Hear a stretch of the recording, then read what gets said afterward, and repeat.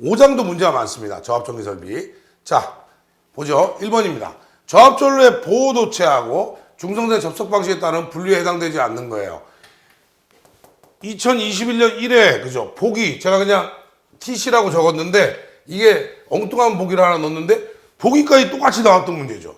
난 깜짝 놀랐어요. 그랬던 문제입니다. 잘 보세요. 저압전로의 보호도체 및 중성선 접속 방식에 따라서 분류입니다. 우리는 보통 접지 방식이에요. 중성선하고 이 접속 방식에 따라서. TN 방식이 있고요. TT 방식이 있고요. IT 방식이 있다고 그랬고, 이 T에는 앞에 T가 있는 거는 이제 중성점에 접지를 한다는 거고요. N은 뭐예요? 나머지 도체들도 중성점에 연결해서 접지를 한다는 거고. 얘네 두 개는 뭐야? 중성점하고 별개의 장소에 접지를 한다는 거, 기기들은. 얘는 뭐예요? 중성점을 접지를 안 하겠다는 겁니다. 그래서 이렇게 분류를 세 가지로 했어요. 그러니까 아닌 거는 뭐예요? TC 계통이에요. 근데 소름 끼쳤죠, 그죠? 문제가 똑같이 나왔었죠. 자, 확인하시기 바랍니다. 정답은 2번이었습니다. 예상 문제가 아니고 이제 2021년도 1회 적중 문제였습니다.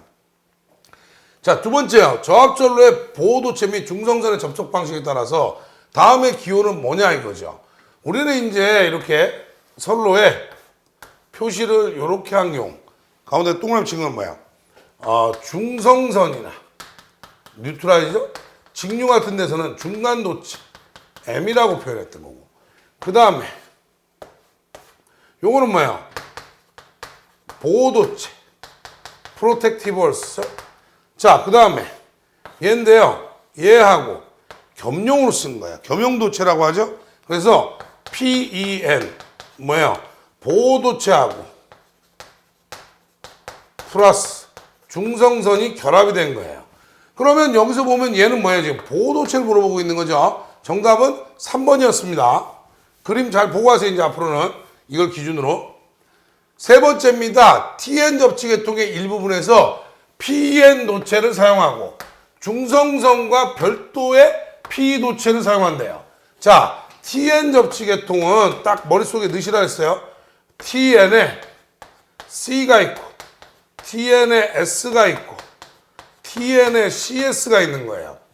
C는 컴바인드예요. PN 도체. 보호도체와 중성선 같이 묶어 사용하고 separated, 분리되어 있다. PE하고 N으로 나눈다. 두 가지가 다 있다는 거예요. 그럼 얘들은 어떻게 돼요? PEN도 있고요. PE하고 N도 또 있다 이거죠. 지금 문제에서는요. 얘도 있고요. 얘네들도 있다는 거예요. 뭐예요? TN, CS 계통입니다. 정답 몇 번이에요? 4번이 됐던 문제예요. 이런 문제 굉장히 좋죠. 그죠? 자, 네 번째 문제입니다. 잘 보세요. 전원의 중성점이 접지가 돼 있어요. T계통입니다. 일단 IT계통은 아니에요. 두 번째 보니까 PN 도체를 썼어. TN의 뭐예요? C 방식이네요. 정답 몇 번입니까? 2번이 됐던 문제니까 요런 거를 잘 보고 하시라는 거예요. 정답 몇 번입니까? 2번이었습니다. 자, 다섯 번째요.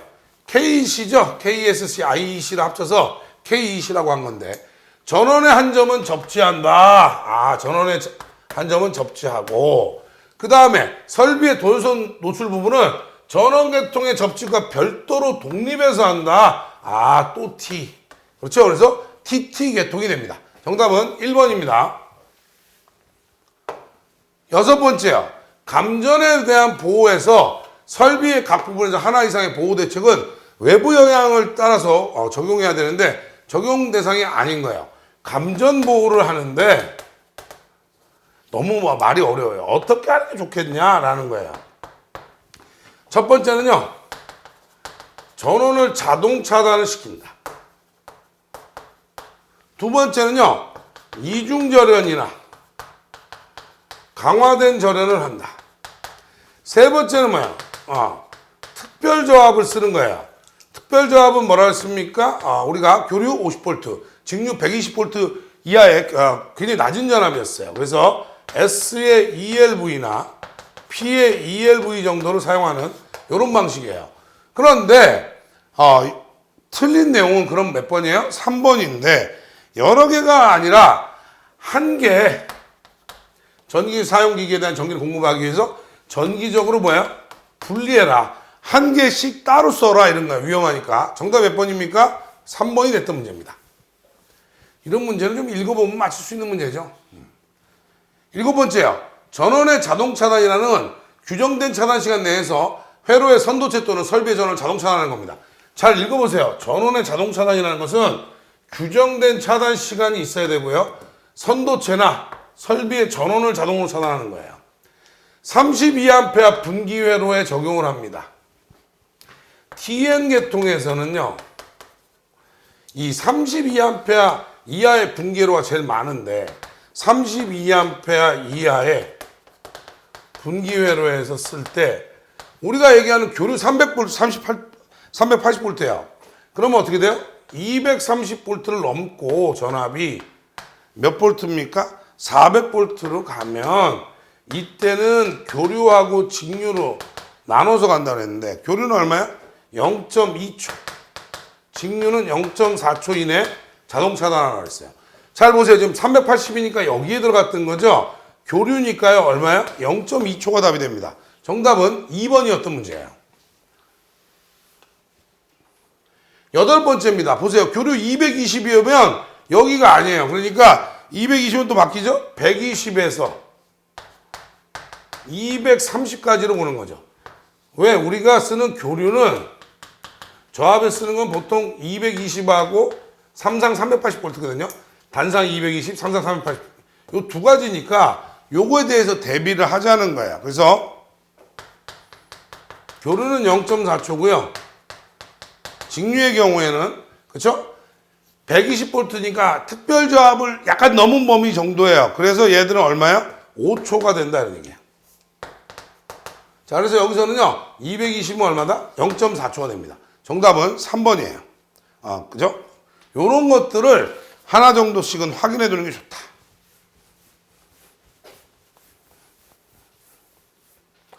9번째입니다. 전원의 자동 차단에 대한 IT 계통이에요. 일단 중성점을 접지를 하지 않죠. 중성점 접지를 안 하는 방식이에요. 고장이 지속되는 동안 감시장치와 보호장치예요. 자, 이런 경우는 IT 계통은 대부분 절연에 대한 거를 감시하고 해야 된다 했어요. 절연에 대한 감시, 의료장비 할 때도 얘기했단 말이죠. 절연 감시를 해야 돼요. 그럼 보세요. 절연체 흐르는 누설전류, 절연 고장 얘기되죠? 아닌 거 몇 번이에요? 4번이에요. 과자나 보호장치입니다. 내용을 모르고 무턱대고 답만 외운다고 하는 관연도 10번씩 돌린다는 바보들은 정확하게 말씀드립니다. 내용을 모르고 외우면 정말 어려운 내용이에요. 이 내용은 지금. 어떤 내용이 돼요? 그냥 뜬으로 잡히구나. 이렇게 되는 거예요. 그래서 절대적으로 내용을 이해를 해야 됩니다. 10번째입니다. 다음에 누전 차단기 시설을 해야 되는 거예요. 우리는 이제 누전 차단기 시설은 항상 그 시험 문제가 뭐예요? 저압에, 그죠? 기계기구예요. 50V가 넘는 경우에 금속재 외암을 가지고 있는데 사람이 접촉할 우려가 있는 경우는 반드시 인체감전보호용 누전차단기를 해라 그랬어요. 얼마요? 50V가 넘는 거. 50V에다 별표 10개 치라 그랬죠? 자, 그래서 보니까 뭐예요? 금속재 외암이 50V가 넘는 저압의 기계기구에 사람이 접촉할 우려가 있다. 정답은 4번이었던 겁니다. 자, 11번째요. 기능적 특별저압입니다. F의 ELV죠. 자, 그래서 기능적 특별저압이에요. F의 ELV예요. 1, 2차가 그죠? 1, 2차가 나눠져서 절연이 되어 있지 않은 그런 형태죠. 자, 이런 내용은 특별저압의 경우에는 대체적인데 자기 계통 이외에는 콘센트나 플러그를 다른 계통에 있는 거 와서 꽂으면 안 된다 그랬어요. 자, 플러그를 다른 계통의 콘센트에 꽂을 수 없어야 된다. 맞는 얘기죠. 그 다음에 방수용을 써라. 그건 아니죠. 물기가 있는 장소라는 내용이 없는데 방수용 꼭 아니고요.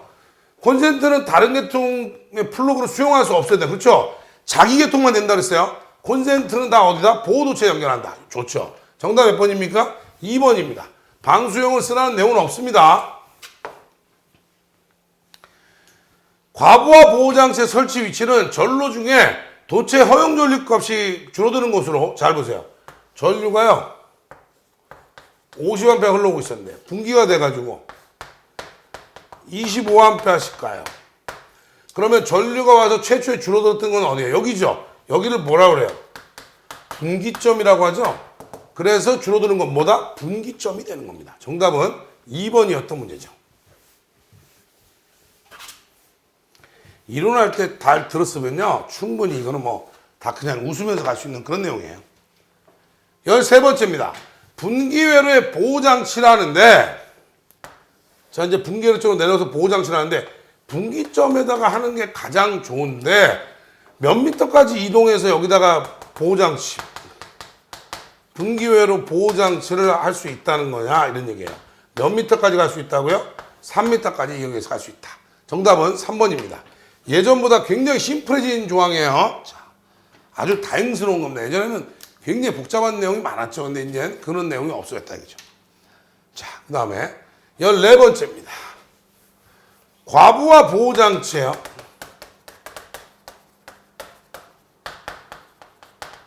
과부하 보호장치를 생략하는 것이에요. 자, 이거를 다 외우려고 하지 말고 과부하 보호장치가 생략이 된다는 것은 흐르는 전류가 극히 적은 경우. 그렇죠? 두 번째는요. 과부하 보호장치를 이렇게 생각하시면 돼요. 그냥 퓨즈라고 놓고 보면 퓨즈가 끊어져 버리면 안 되는 곳. 뭐예요? 뭐 경보장치라든지 뭐 이런 것들은 절대 그죠? 얘네들을 하면 안 되는 거죠. 왜? 밑에 경보장치가 있는데 과전류가 흐르는 바람에 끊어져 버렸어. 불이 났는데 경보가 안 되고 있는 거예요. 이러면 안 되는 거죠. 그래서 이 두 가지를 생각하시면 돼요. 자, 1번 통신회로용, 제어회로용, 신호회로. 굉장히 저전류예요. 그래서 생략할 수 있다. 두 번째, 회전기의 여자회로. 여자회로는 뭐야? 자속만 공급하는 회로이기 때문에 계좌전류는 제가 항상 그러잖아요. 예를 들어서 전동기 같은 경우도 발전기도 마찬가지지만 전기자 전류는 부하 전류하고 계좌 전류인데 계좌 전류는 극히 작은 값이고 대부분 다 둘이 같다고 그랬죠. 자, 그래서 이렇게 보시면 여자회로의 전류는 굉장히 작아서 안 해도 된다. 세 번째, 안전설비의 전원회로. 아까도 얘기했잖아요. 누가 불이 났다든지 가스가 누출됐다든지 주거에 누가 들어왔어요 우리 집에. 근데 경보를 울렸는데 과전류 때문에 퓨즈가 끊어져 있어서 경보를 안 하면 안 되는 거죠. 이것도 생략합니다. 전류 변성계요. CT죠. CT는 1차 측에는 과부하 보호장치, 즉 퓨즈를 달 수 있습니다. 2차 측은 절대 퓨즈를 시설하면 안 된다 그랬어요. 왜? 퓨즈가 끊어지면 뭐라 그랬어요? 2차 측에 과전압이 유기될 수 있기 때문에, 그렇죠? 그래서 CT는 점검할 때도 항상 어떻게 했어요? 2차 측을 단락해놓고 하라고 했으니까 당연히 1차 측에다 간다 이거죠. 그래서 1차 측에 생략하면 안 되는 거예요. 이건 달아야 된다 이거죠. 정답이 몇 번입니까? 4번이 됐던 겁니다. 다시 한번 얘기해요. 몇 번 돌리고 이런 분들 내용을 알아야 돌립니다. 내용도 모르면서 딸랑딸랑 답만 가지고 돌리면 큰 일이 벌어진다고 제가 말씀드렸습니다.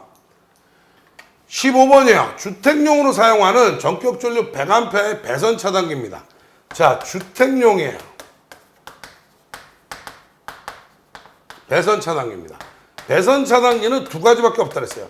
63A 이하, 63A의 초과예요. 얘가 몇 분 안에 용단된다? 60분, 120분 안에 동작한다. 자, 그런데 부동작 전류는요 1.13배고요. 전격 전류에. 동작 전류는요 1.45배라 그랬어요. 요것만 뭐 정확하게 이해하고 계시면 되죠. 그런데 보세요. 주택용으로 사용하는데 전격 전류가 100A 하니까 여기잖아요. 일단 120분이네요. 답은 둘 중에 하나예요. 그죠? 그렇게 봐도 1.45배 전류가 흐르니까 동작을 한다는 거죠. 정답은 4번이었던 문제입니다.